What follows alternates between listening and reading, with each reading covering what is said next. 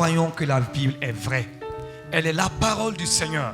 Et cette parole va guérir, cette parole va consoler, cette parole va soulager, cette parole va relever encore ceux qui étaient penchés au nom de Jésus. Amen. Je sais que la Bible est vraie. Je sais que la Bible est vraie. Elle est la parole. Elle est la parole du Seigneur. Je la serre dans mon... Oui, je crois que la Bible est vraie.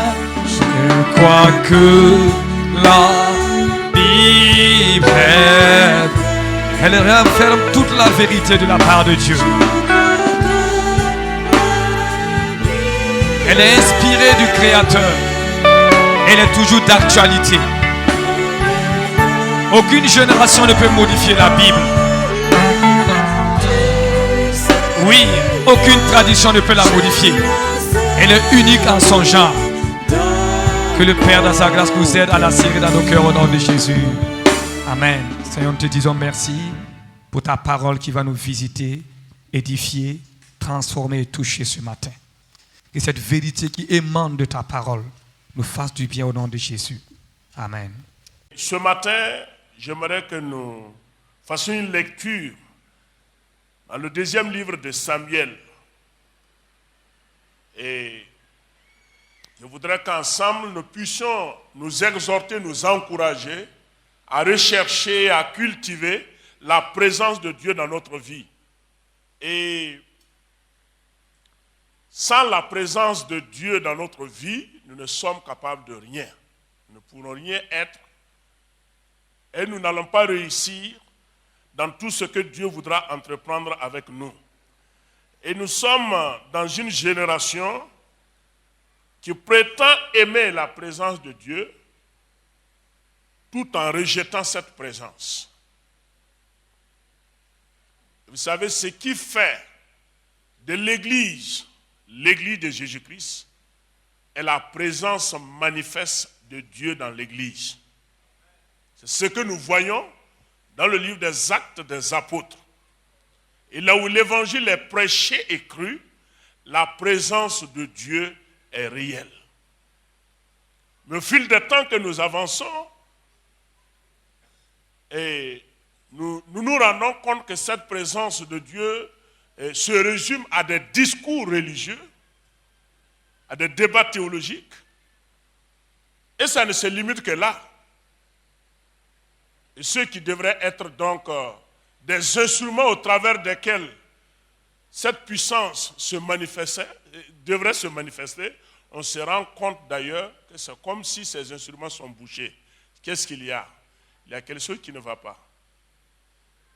La présence de Dieu est toujours réelle et nous avons besoin de cette présence.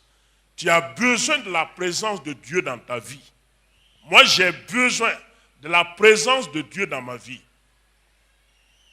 Et nous allons faire une lecture dans 2 Samuel, le chapitre 6.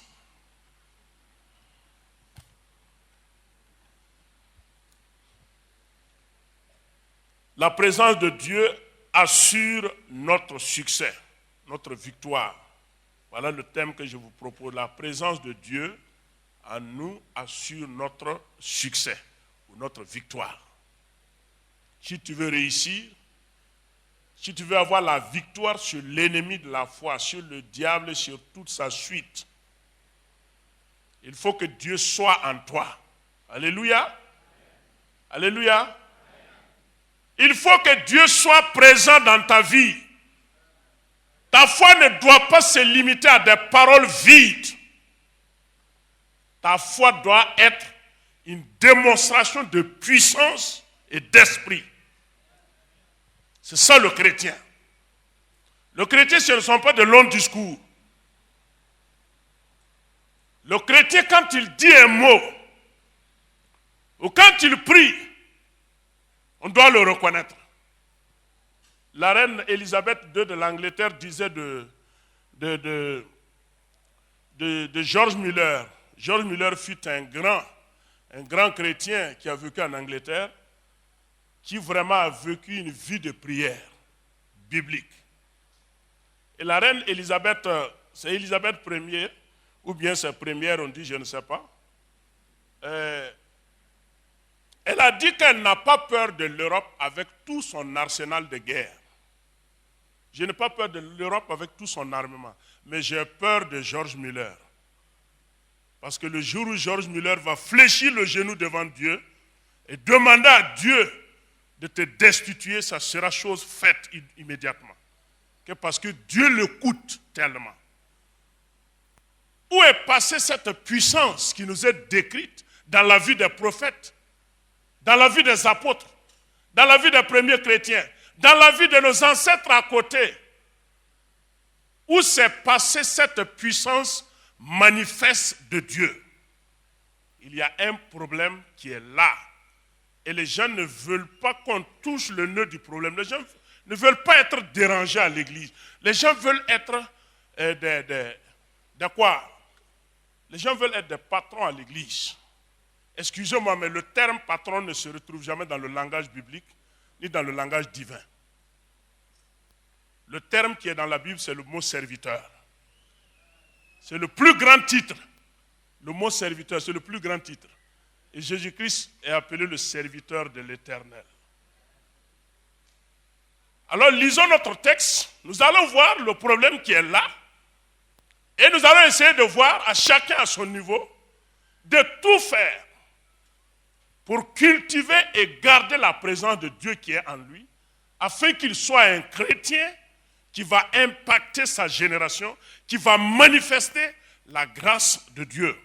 Nous lisons à partir du verset 9 au verset 11, 2 Samuel. David eut peur de l'Éternel en ce jour-là, et il dit, comment l'arche de l'Éternel entrerait-elle chez moi? Il ne voulut pas retirer l'arche de l'Éternel chez lui dans la cité de David.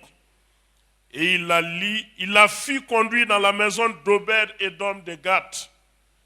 L'arche de l'Éternel resta 3 mois dans la maison d'Obed-Édom de Gath. Et l'Éternel bénit Obed-Édom et toute sa maison. Alléluia. L'Éternel a béni Obed-Édom et toute sa maison parce que l'arche était présente dans sa maison. Alléluia. Que Dieu soit présent dans ta vie.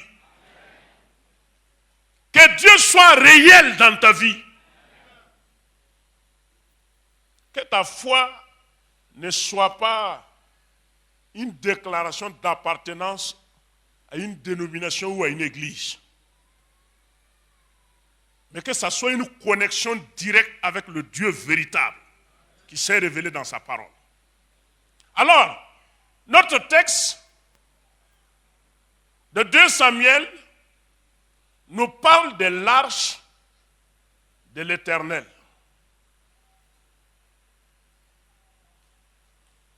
Qui, à un moment donné, au temps de David, David même a eu peur parce qu'il y a quelque chose qui s'est passé. Et il a même décidé de ne même pas amener l'arche dans la cité de David. Et c'est un monsieur nommé Obed-Édom. Je ne sais pas s'il était d'accord ou pas, qui est sûr qu'il soit d'accord ou pas. C'est sur ordre du roi que l'arche sera dans sa maison. Il ne peut pas échapper. Ah, s'il va mourir, il va mourir. Ce qui est sûr, David a dit qu'il ne faut pas amener ça dans ma ville. Alors, pourquoi?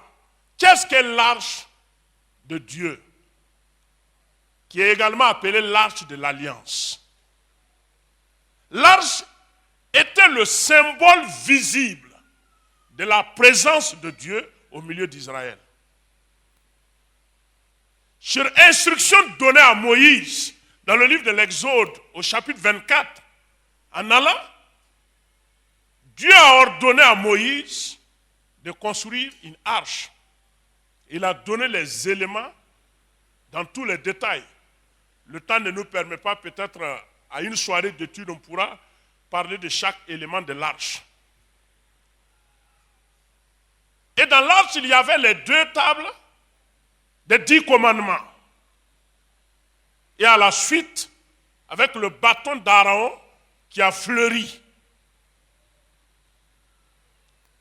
Et à tout moment que l'arche était portée, Dieu est présent au milieu d'Israël. Et l'arche ne devrait pas être portée par n'importe qui.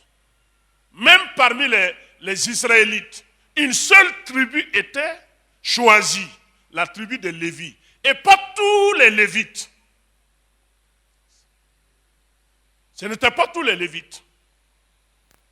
C'était eux qui étaient chargés de porter l'arche. Et l'arche devrait toujours être portée sur les épaules. Et une fois que l'arche est là, Israël voyait Dieu au milieu d'eux. C'était le symbole visible de la présence divine. Mais il est arrivé à un moment, pendant que Samuel était très petit, au temps du sacrificateur Élie et de ses enfants Phiné et Ophni, la vie d'Israël était quand même en contradiction avec la loi de Dieu. Et vous savez, quand le péché commence à gagner la vie du croyant, après plusieurs interpellations de la part de Dieu et que vous n'écoutez pas, le Seigneur se retire puisqu'il n'a pas à s'unir avec le péché.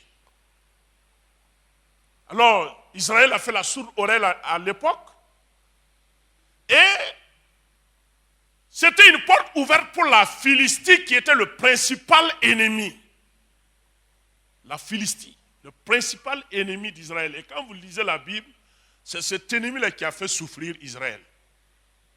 La Philistie est citée à plusieurs reprises. Même jusqu'avec David contre Goliath. C'est ce peuple-là, un ennemi acharné, qui revenait toujours à l'attaque. Et il attendait l'occasion favorable. Et quand Israël a subi une première défaite, ils se sont dit, voilà, parce que nous n'avons pas amené l'arche de Dieu, c'est pour cela. Donc on va aller amener l'arche. Ils ont couru, ils ont amené l'arche. Et quand les Philistins ont vu l'arche, qu'est-ce que les Philistins ont dit? Voilà, Israël a amené l'arche de son Dieu. Et le Dieu d'Israël est là pour nous combattre. Et les Philistins ont eu le courage d'affronter Israël en présence de l'arche. Et la Bible dit qu'Israël a connu une défaite. Bien que l'arche était là. Pourquoi? Parce qu'Israël ne vivait pas la parole de Dieu. Le fait d'apporter l'arche n'était qu'une déclaration formelle, un formalisme religieux, une couverture. Cela ne pouvait absolument rien dire à Dieu. Et Dieu a permis encore que les Philistins même emportent l'arche chez eux. Moi, quand je lis la Bible, je ne comprends pas. Dieu a permis que la Philistie prenne l'arche. L'arche que tous les Israélites ne pouvaient même pas toucher. Il permet aux Philistins de porter l'arche. Est-ce que Dieu, il est injuste? Loin de là. L'apôtre Paul le déclare, au temps de l'ignorance, Dieu a fait grâce aux hommes. Mais à partir du moment où la vérité est venue, ils ont connu la vérité, Dieu exhorte l'homme à la repentance. Les Philistins étaient ignorants, ils ne connaissaient pas. Ils ont emporté l'arche, Dieu n'a rien dit. Et quand ils ont amené l'arche, qu'est-ce qu'ils ont fait? La Bible nous dit dans 1 Samuel chapitre 5, vous pouvez lire ça, 1 Samuel 5, 6, vous allez comprendre ce que je suis en train de dire. La Bible nous dit que quand l'arche a été emportée, c'est comme s'ils ont amené le Dieu d'Israël avec eux. Est-ce que vous voyez un peu l'image? C'est comme s'ils ont retiré le Dieu d'Israël des Israélites pour amener en Philistie. Et quand ils sont arrivés, les Philistins, au lieu de chercher à connaître le Dieu d'Israël, ils ont dit, voilà, nous, on a remporté une victoire sur le Dieu d'Israël.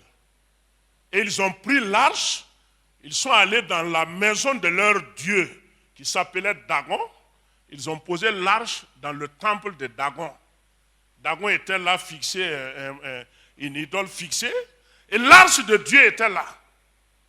Allah, Dieu ne peut pas tolérer ça parce que Dieu ne peut pas tolérer ça. Dieu, il a dit que je ne donnerai pas ma gloire à un autre. Je suis le seul Dieu, il n'y en a point d'autre. Le lendemain matin, la Bible nous dit que quand les Philistins sont rentrés pour voir, ils sont arrivés à trouver que Dagon était tombé à la renverse, devant l'arche de Dieu. Et ils ont dit non, ne vous inquiétez pas, c'est que Dagon n'était pas bien fixé. On va bien le fixer. Et ils ont fixé Dagon pour renforcer donc sa position. Le lendemain encore, quand ils sont arrivés, ils ont trouvé que cette fois-ci, non seulement il est tombé à la renverse, mais Dagon a été morcelé. Il s'est fracturé en morceaux.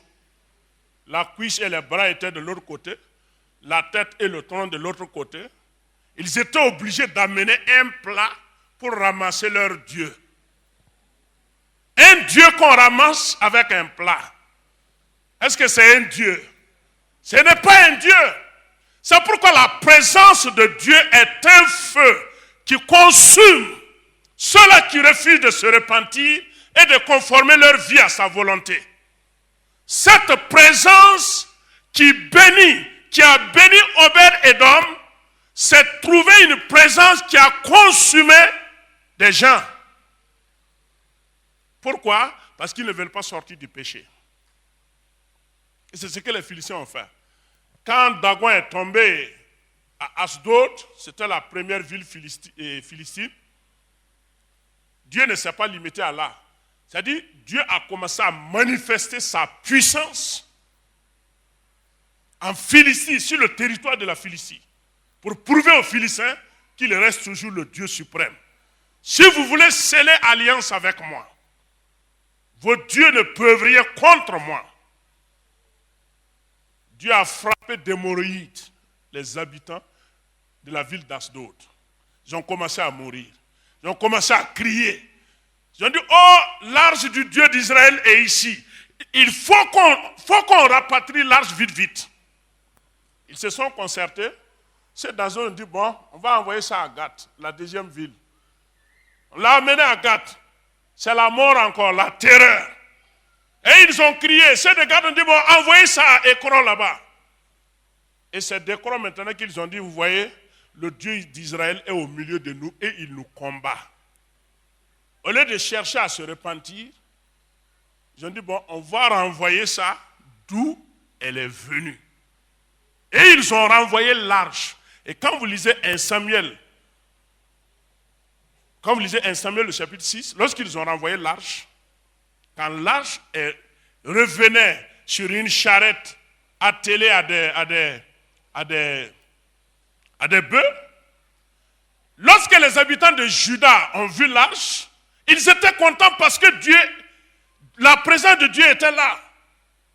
Et vous savez ce qui est arrivé? La Bible dit qu'ils se sont précipités pour regarder l'arche. Qu'est-ce qui est arrivé? Que la colère de Dieu s'est enflammée. Sa présence s'est manifestée encore. Il a frappé près de 70 personnes qui sont tombées sur place.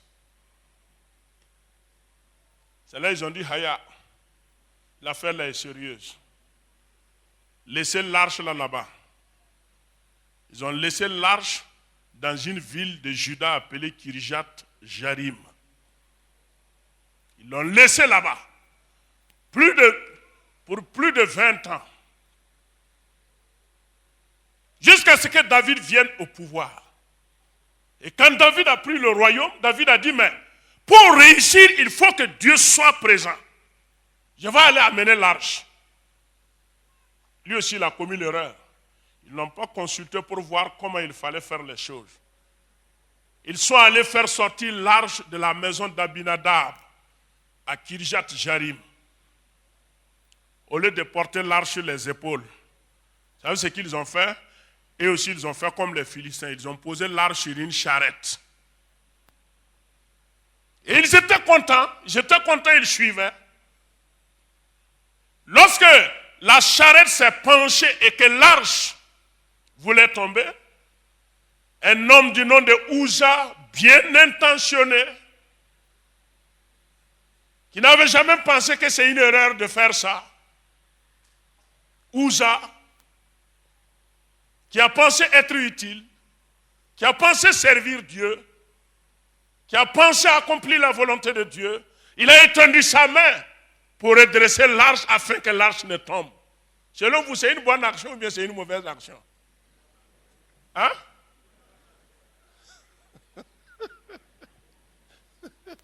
Selon nous les hommes, c'est une bonne action. Mais selon Dieu, c'est une abomination et un manque de respect à sa personne. C'est un manque de respect à la personne de Dieu et à sa nature qui est sainte. Et Dieu a frappé Uza. C'est là que Uza est mort. Et quand David a vu ça, il a dit, Haya, vraiment, laissez ça comme ça. Je préfère que l'arche reste ici.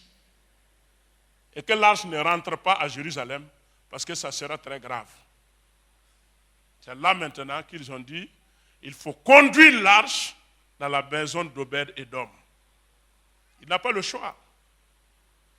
Croyez-vous qu'Obed-Édom était prêt à accueillir l'arche? Croyez-vous qu'il était prêt à accueillir l'arche? C'était quand même chaud là.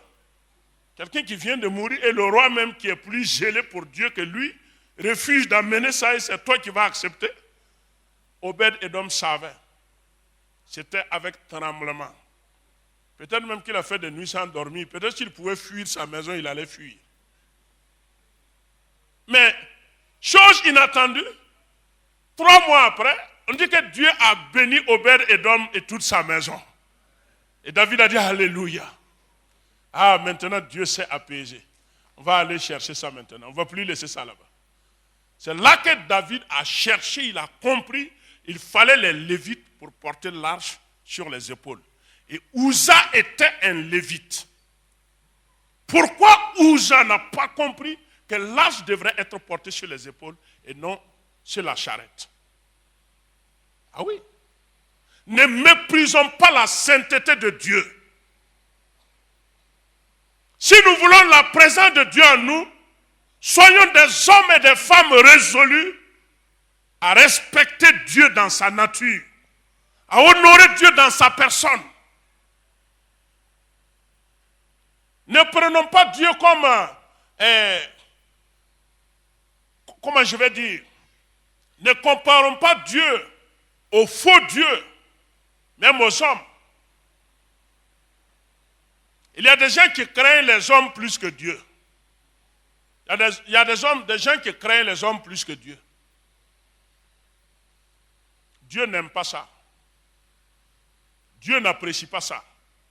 Il est saint. Si tu veux la présence de Dieu dans ta ville, il faut que tu te sépares de tout ce qui est contraire à la nature sainte de notre Dieu. C'est ce qu'il a voulu faire comprendre à Uza, que sa présence dans une vie est conditionnée par la séparation de cette vie et une vie consacrée à lui. Si ce matin, nous voulons réellement que le Saint-Esprit revienne en nous pour manifester cette présence, il faut que nous nous séparons de ce qui est contraire à la sainteté. Il ne faut pas être des chrétiens de nom. Ne soyons pas des chrétiens de façade. Non. Ne soyons pas des chrétiens de façade. Il a dit que beaucoup sont des amateurs du christianisme. Ne soyons pas des amateurs du christianisme. Soyons de véritables chrétiens. Soyons de véritables chrétiens. Et la puissance de Dieu sera manifeste en nous. Et quand notre génération semble être une génération où si Dieu travaille ou se manifeste d'une manière spéciale dans la vie de quelqu'un, c'est comme si c'est une exception. Non. Dieu a toujours besoin des gens. L'ennemi est en train de faire rage toujours. Il revient toujours à la charge. Il ne se relâche point, il revient toujours. Alors Dieu a besoin des vases, il a besoin des vies consacrées au travers desquelles il va faire une démonstration de puissance et d'esprit pour sauver l'Église et sauver même ceux qui sont au dehors. Mais si nous ne sommes pas séparés, est-ce que le Saint-Esprit peut nous remplir? Est-ce que le Saint-Esprit peut nous remplir? Nous prions. Nous cherchons le Saint-Esprit. Mais est-ce que réellement nous voulons le Saint-Esprit? C'est ça. Moi, j'ai peur que la foi chrétienne ne se résume à des séminaires et à des colloques. J'ai peur de ça. La foi doit être vivante et manifeste. Des actes inspirés par l'Esprit de Dieu. Et l'apôtre Paul a dit que même lui, sa prédication, même la prédication en tant que pasteur, en tant que serviteur de Dieu, ma prédication ne doit pas être un discours selon la science humaine, mais une démonstration d'esprit et de puissance. C'est ce que Paul a dit. Mais si Dieu n'est pas en nous, est-ce que c'est possible?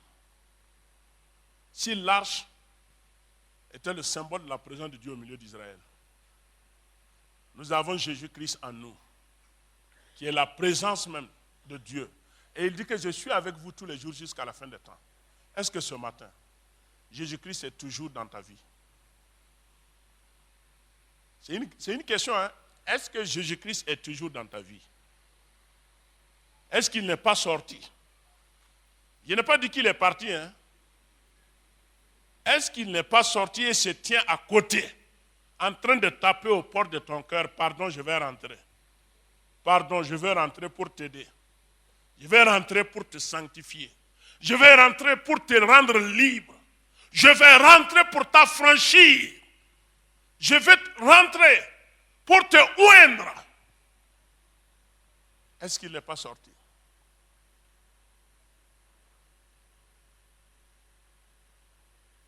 Pour que tu arrives à discerner la présence de Dieu en toi ou pas, est-ce que ta vie va avec la parole de Dieu?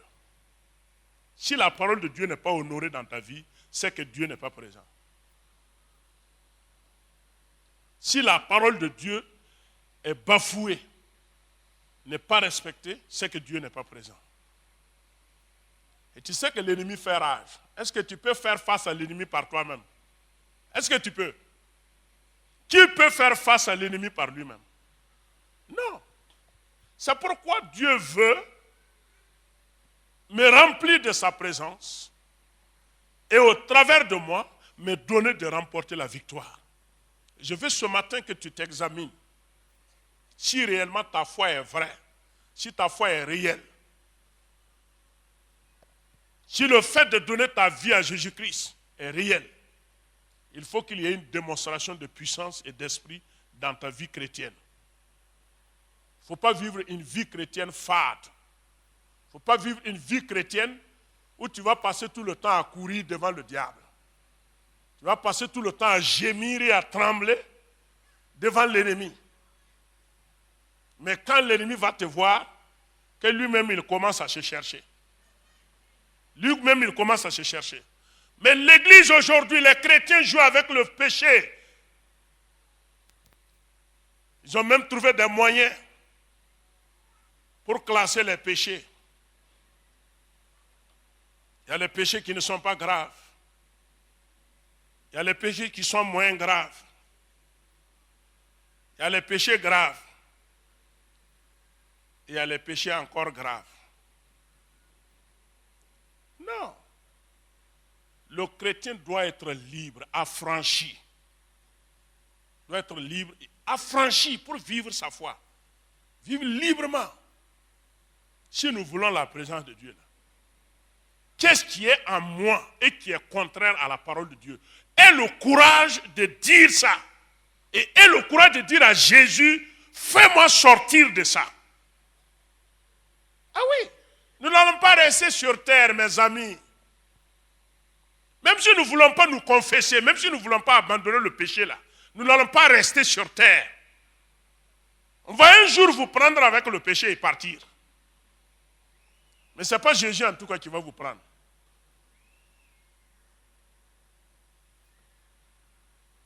J'exhorte tout un chacun à être honnête dans sa foi.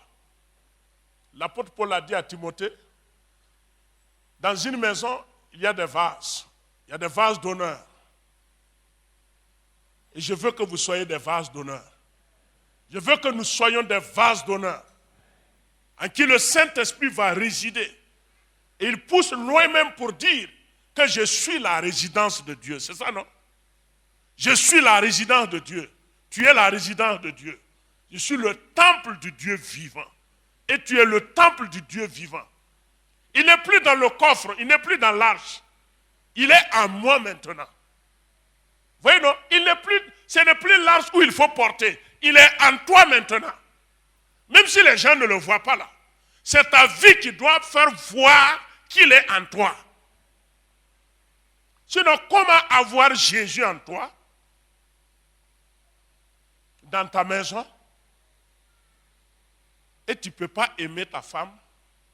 Tu ne peux pas aimer tes enfants? Tu ne peux pas aimer ton mari? Tu as mis Jésus où? Ou bien tu l'as dit, bon, comme le monsieur un jour qui portait sa croix et qui voulait boire, mais comme il avait peur qu'on ne le voit qu'il est en train de boire, il a saisi la croix et dit, bon, Jésus, mets-toi de côté, je vais prendre un peu de truc là. Je vais boire un peu avant que tu ne reviennes. D'un mouvement de la main, il a renversé la croix. Sur son dos, il a pris son... Et il a bien bu. Beaucoup sont comme ça. Pour leurs propres intérêts, pour leurs propres désirs charnels. Ils décident de fermer les yeux, d'ignorer Jésus qui est même présent et arrêté. Pendant que tu es en train de commettre, pendant que tu commets l'adultère, là où tu parles, le Seigneur Jésus est arrêté, il te regarde. Où tu l'as mis? Ah oui. Il te regarde. Même dans ta maison. Il te suit. Quand les Philistins vont se lever là, tu vas beau brandir ta foi. Tu vas dire, moi je suis chrétien. Je suis membre de l'église de Gouin, la première église des Zadé de Burkina. Moi j'ai été baptisé d'eau. Depuis 50 ans, nous on est à l'église. Quand les Philistins vont se lever là, tout ça, ça ne va rien servir. Les Israélites ont apporté l'arche. Les Philistins ont pris l'arche. Vous vous souvenez de ce que les démons ont posé la question à ce jeune qui disait au nom de Jésus que Paul prêche, sors de cet homme. Ils ont dit, mais on connaît Paul, on connaît Jésus, mais toi, nous, on n'a pas tes nouvelles. On n'a pas tes nouvelles. Ah oui. Mes frères et mes sœurs, c'est triste de voir une vie ou de voir des chrétiens qui vivent une vie sans puissance, sans force, qui peinent même. Ayez le courage. Ce matin, le Seigneur Jésus est là pour te délivrer de tous les Philistins qui t'assaillent. Tu as compris? Il est là pour t'affranchir. Il est là pour renouveler sa présence. Et quand vous lisez 1 Samuel 7, vous allez voir, quand Israël s'est repenti et a fait sortir les faux dieux, les Philistins ont cru que c'est comme d'habitude. Comme on les a battus hier là, aujourd'hui encore on va les battre. Les Philistins sont venus et quand ils sont venus pour encercler Israël, la Bible dit que l'Éternel a frappé la Philistie et il a sauvé Israël. Si tu changes, si tu te repens ce matin, Jésus-Christ commencera à te manifester encore sa grâce. C'est ce qu'il te demande. Il est à la porte de ton cœur. He is just close to your heart, knocking, open your door for me. Il est juste à côté de toi. Ouvre ton cœur. Ouvre ton cœur. Est-ce que ce matin, dans ta vie, est-ce que Jésus est toujours présent? Sois objectif. Sois objectif. Si tel n'est pas le cas, renonce à ce qui a fait partir Jésus. On baisse la tête.